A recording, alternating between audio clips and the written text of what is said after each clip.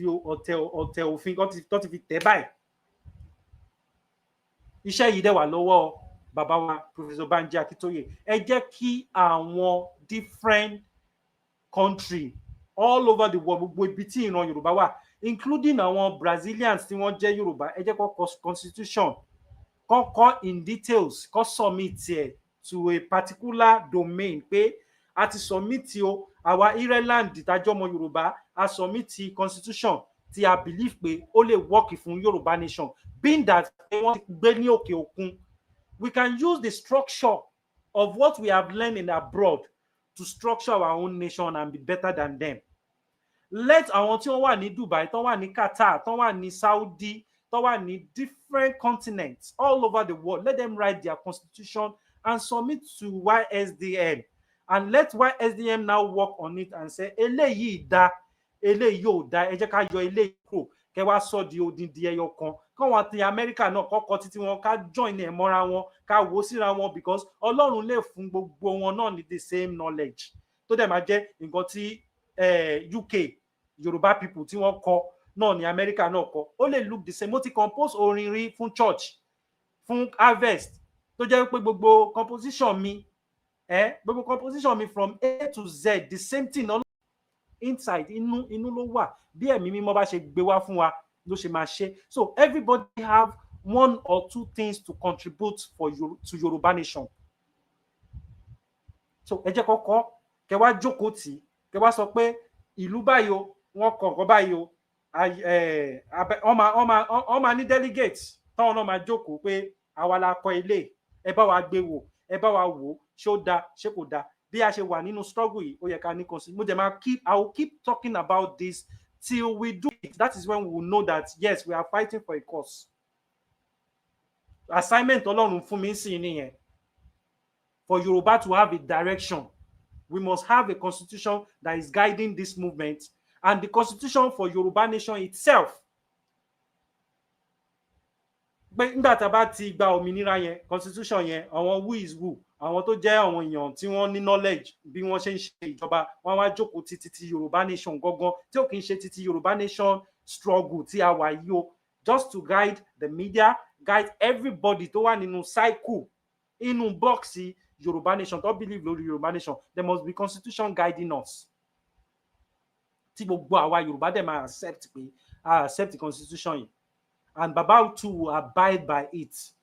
Kò mean pé nítorí pé wọ́n jẹ́ leader ká sọ pé bàbá sọ pé kò ní sí bàbá sọ pé mọ́.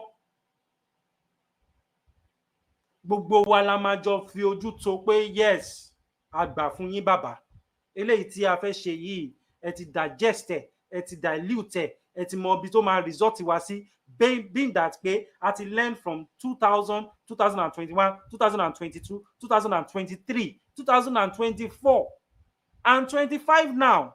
We are still having all these buzzwords in the group. Kò yẹ kó ṣẹlẹ̀, but the constitution bá wà, àwọn tí wọ́n bá ti rí pé wọ́n ti sọ̀rọ̀ sí against the constitution nínú group, everybody máa opt out kó nínú group yẹn ni, because kò sẹ́ni tí ó máa fẹ́ sọ pé ẹ ti ń rúfin movement Yorùbá níbí báyìí. Á kúrò nínú group yẹn ni wọ́n máa dá ṣe nǹkan wọn bẹ̀. So the genuine people will be on the genuine side, while the fake people be on their fake, and they have no right to mention Yoruba nation when they are not abiding by the rules and regulations of Yoruba nation, because we can sue them even in the struggle. Kí n já yín tán kó tó di pé màá close the live broadcast yìí. Nnamdi Kanu, when he was doing his program, he was making nothing less than $33,000 on ayélujára tí ẹ ti ń wò mí yìí, $32,000 in a month, every month end, stable. Gbogbo time tó fi ní freedom yẹn, he was making it stable. Pẹ̀lú ká má wá sọ àwọn tí wọ́n tún wà ní abẹ́ Nnamdi Kanu, tó jẹ́ pé tí Nnamdi Kanu bá ti sọ̀rọ̀ ẹ̀ lénìí, tó ti sọ̀rọ̀ tó fẹ́ sọ lénìí, wọ́n á kọ́ọ̀tì nínú pàtì nǹkan tí Nnamdi Kanu sọ, wọ́n á kọ́ọ̀tì audio, àwọn náà lọ sí channel títí wọn, wọ́n á tún make tọ́rọ́ kọ́bọ̀, wọ́n á tún contribute ẹ̀ sí central account Biafra. Nǹkan tẹ́ ṣe rí pé wọ́n achieve so many things tí àwọn ò tí ì rí ṣe, though a máa rí ṣe lágbára Ọlọ́run. It takes God to give us wisdom. but tá a bá ti lò bó ṣe yẹ ká lò we will miss it. So nídìí èyí ẹ̀yin èèyàn mi ẹ ṣé gan tí ẹ darapọ̀ mọ́ mi lórí Yagboyaju TV. Orúkọ tí tèmi kò yí padà, Comrade Lamid Akanbi. Yagboyaju ó kú tì wọ́n pa tì, wọn ò rí mi pa, wọn ò rí mi jẹ, mi ò dẹni ilẹ̀. Òun ni mo ṣe wà lénìí tí mo fi ń jìjàǹgbara fún ìran Yorùbá. Ẹ ṣé tún bá mi darapọ̀ nígbà tí bá tún mú another genuine information, and I will keep saying the thing that I'm saying, how to have our own central account and contribute money to central account, and we can use cryptocurrency to build the account. They can be building the one on physical, but in my own group, this is what I want to do. This is my own project tí mo fẹ́ ṣe fún ìran Yorùbá, tí gbogbo àwa tá bá wà nínú group yẹn tá máa mójútó pé yes, a ti ní $120,000 or pounds ní àkáwọ́ wa. Like I said, tí 2,000 people tó bá ń ṣe tí wọ́n contribute 5,000 times 2,000 people, that's $10,000 in a month, which ẹlòmíì lè dájú bẹ́ẹ̀ lọ, which ẹlòmíì lè contribute more than that. You understand? I'm just using $5 as an example. $5 times 2,000 people that are doing this forex trade, that we believe that they will not lose any money, they will rather earn money. They will keep earning and earning until you are tired of earning money. BAI software, any very expensive software. Tí àwọn brokers yìí tí wọ́n ti invest lé lórí tó dẹ̀ fi help many people. Mo ti rí ọ̀rẹ́ mi tó kọ́lé, ọ̀rẹ́ mi tó invite mi sí, ó ti ní big office nísìn, single-handedly ó lọ kọ́ primary school ẹ̀. Nǹkan tí ìjọba federal máa ṣe, èèyàn kan péré ó lọ ṣe pẹ̀lú owó cryptocurrency yìí.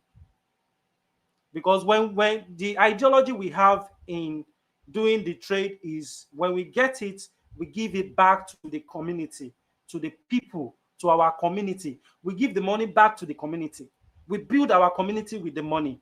That is the ideology with the brokers tí wọ́n fún wa pé when you are making it, because they told us you are going to see money, but when you see the money, give back to the community, your community. Build your community with that money. Let them know that it is possible to earn money on forex trade.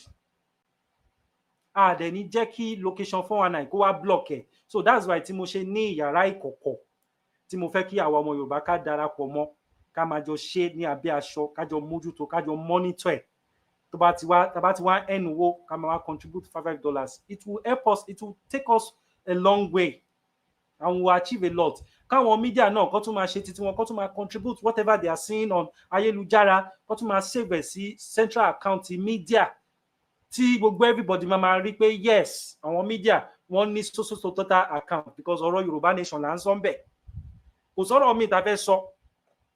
Yorùbá nation